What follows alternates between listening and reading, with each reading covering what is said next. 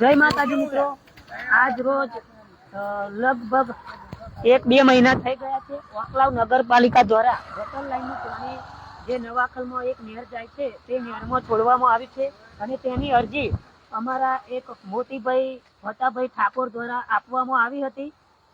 કઈ તારીખ? 1 મિનિટ ચાલો.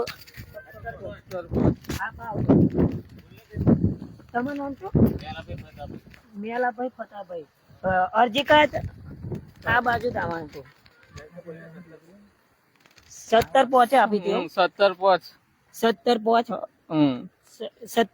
આ 5મા મહિનામાં, એટલે કે ચૂંટણી પહેલા. તો ચૂંટણી પહેલાથી આ જે ગટર લાઈન નું પાણી નગરપાલિકા દ્વારા છોડવામાં આવ્યું છે. તમે જોઈ શકો છો નહેરમાં, નવાખલમાં નહેર જાય છે અને આ પાણી નદીનું આવતું નથી, નદીનું બંધ છે. આ ગટર લાઈન નું જ પાણી આવે છે. વાંકલાઈ નગરપાલિકા દ્વારા છોડવામાં આવ્યું છે. તો વહેલામાં વહેલી તકે આ નગરપાલિકાનું જે પાણી છોડવામાં આવ્યું છે ગટર લાઈન નું, તે બંધ કરવામાં આવે અને ભવિષ્યમાં જો રોગચાળો પેદાશ થશે તો નગરપાલિકાની જવાબદારી રહેશે. અમારું નવાખલમાં નવાખલની હદ આટલા સુધી લાગે છે. આ ગટર લાઈન નું પાણી તમે જોઈ શકો છો.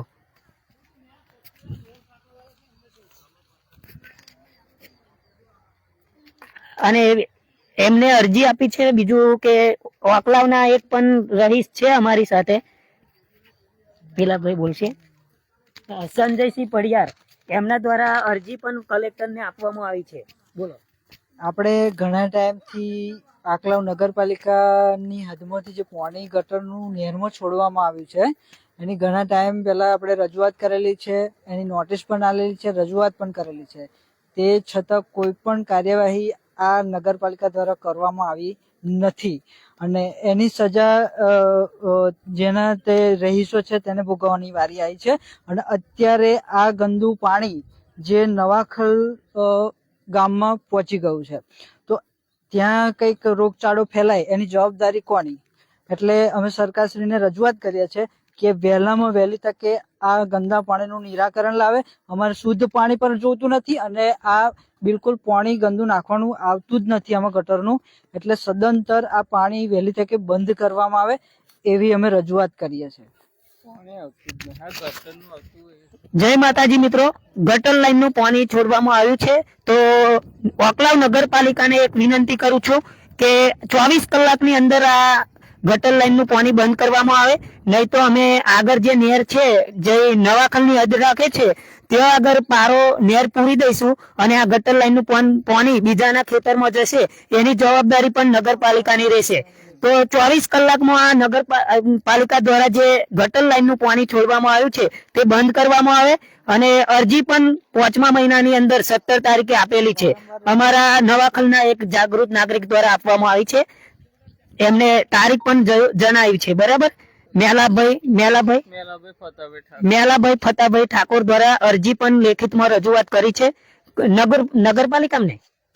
નગરપાલિકામાં રજૂઆત કરેલી છે. તો વહેલામાં વહેલી તકે, એટલે કે 24 કલાકનું અલ્ટિમેટમ આપીએ છીએ. 24 કલાકમાં જો પાણી બંધ કરવામાં નહીં આવે તો નવાખલની જ્યાં સુધી હદ આવે છે ત્યાં આગળ અમે પારો મારીને નહેર પૂરી દઈશું અને પાણી બીજાના ખેતરમાં જશે તો જવાબદારી નગરપાલિકાની રહેશે. કારણ કે ભવિષ્યમાં જો રોગગારો ફેરાય તો જવાબદારી કોની? એટલે અમે બીજાના ખેતરમાં જાય પાણી, એવું ના થાય અને વહેલામાં વહેલી તકે 24 કલાકની અંદર આ પાણી બંધ કરે, નગરપાલિકા દ્વારા બંધ કરવામાં આવે તેવી અમારી વિનંતી છે. જો આ વિનંતી સાંભળીને બંધ કરી દે તો સારું, બાકી બંધ નહીં કરે તો અમે જે નવાખલની હદ આવે છે ત્યાં આગળ પારો મારીને નહેર પૂરી દઈશું અને પાણી બીજાના ખેતરમાં જશે ગટરનું, એની જવાબદારી વાંકલાવ નગરપાલિકાની રહેશે.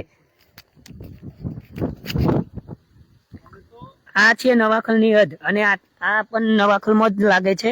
નવાખલની હદ સુધી આવે છે.